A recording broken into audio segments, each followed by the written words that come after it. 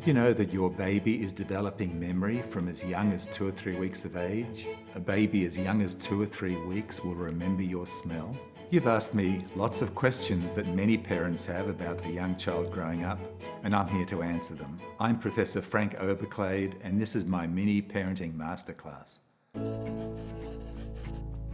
Babies don't know that the norm is to sleep at night time and be awake during the day. So they sleep in bursts of 3 or 4 hours usually, wake up to have a feed and then go back to sleep. As their brain develops, there are reasons for them not to sleep because there are things to be curious about. They're engaging with their world. Parents are talking to them, are reading to them. So they get into that sort of predictable pattern of being awake for longer periods of time, engaging and interacting with their parents and caretakers and the world around them, and then falling asleep again. For some time, a number of years ago, it was thought that babies being exposed to classical music made them smarter. There's no real evidence that babies listening to classical music makes them more intelligent. On the other hand, it certainly doesn't hurt. So if parents want to introduce music into the household, that's a great idea because as parents calm, as they enjoy the music, that feeling is passed on to their infant and they'll be calm as well. So there are lots of reasons why music is good for young children. Being smarter is not one of them. A baby will get all the nutritional needs they need from breast milk, and we say that it's really important for mothers to try to breastfeed. After that, that's when there's a danger period for some children in some countries where there's food insecurity, where the quality, the diversity isn't there, where there isn't enough food to put on the table. That can result in both cognitive stunting, that is the child is delayed from a developmental point of view, but also from a physical point of view.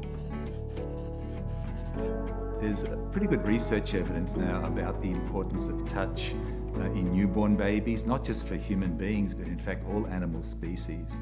We talk sometimes about kangaroo care, about placing a newborn baby on the mother from a very early stage, and that's comforting for the child, it's calming for the mother. So for lots and lots of reasons, touch is extraordinarily important. Children are innately curious. They want to explore their environment. You know, everything's so new.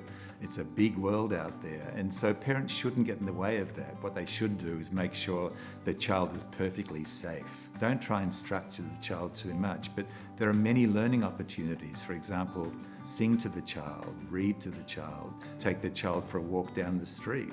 There's a tree, there's a doggy, there's a car, there's a house. So there are lots of those things, but don't get in the way of the child because the children are naturally very curious. As the young infant and toddler starts to develop language like very simple things, dog, bye-bye, ta-ta, etc., parents can reinforce that, they can mirror that, they can mimic that. Young children love repetition, so to hear the same song again and again, to read the same book again and again, they'll start to see what the patterns of language are. So we encourage parents to talk to young children a lot, to sing to young children. At the same time, don't dominate the conversation, take turns.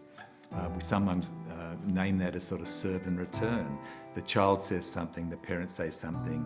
Often mirroring what the child says is very important.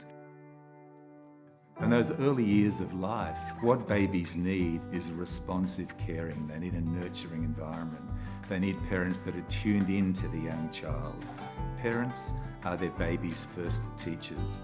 As the parents are talking to the child, singing to the child, reading to the child, creating these sort of stimulating experiences, there's this explosion of learning. All of these networks are being developed in the brain.